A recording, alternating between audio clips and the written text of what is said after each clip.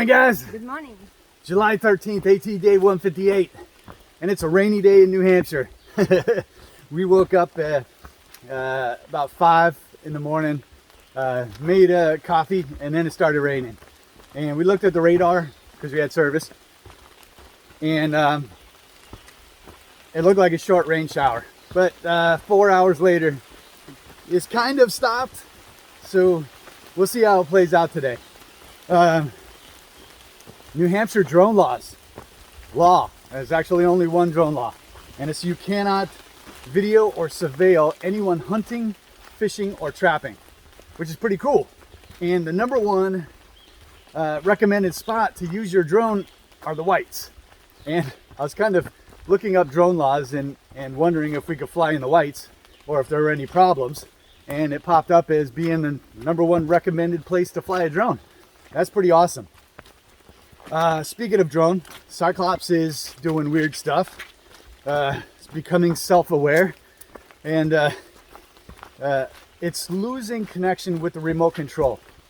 So the last 4 or 5 flights we've had, it's gone out about 100 feet, maybe like 30 meters, and has just stopped and lost connection with the remote control, which it's never done before.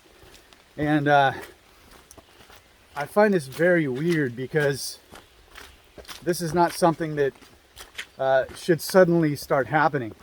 And we're actually quite worried about losing the drone and having to buy another one. So we might limit the drone flights to once a day until this issue either works itself out or we have to get a new drone, which I really hope we don't have to do. So, one second, crossing the river. What we're afraid of is when the drone loses signal with the remote control. Right now I have it set into auto land. And yesterday it tried to auto land in the trees. And we almost did not stop it in time. So the next place we came to where we could fly the drone, it was a little bit windy. And we were a little bit worried we might lose the drone. So we're going to be a little bit more cautious because this trip has been really expensive for us, especially in the way of drones. And we don't want to have to get another one. No Cyclops 2. All right, man, I'm rambling. So we're going to hike down a slippery, wet trail up to Smart Mountain and check out the fire tower up there. See ya!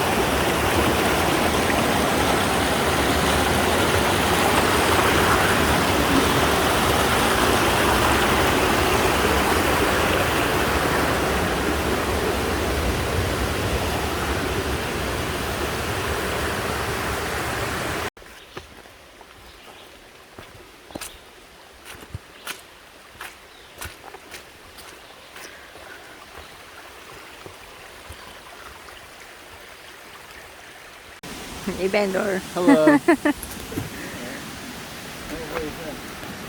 What did you find? Finally.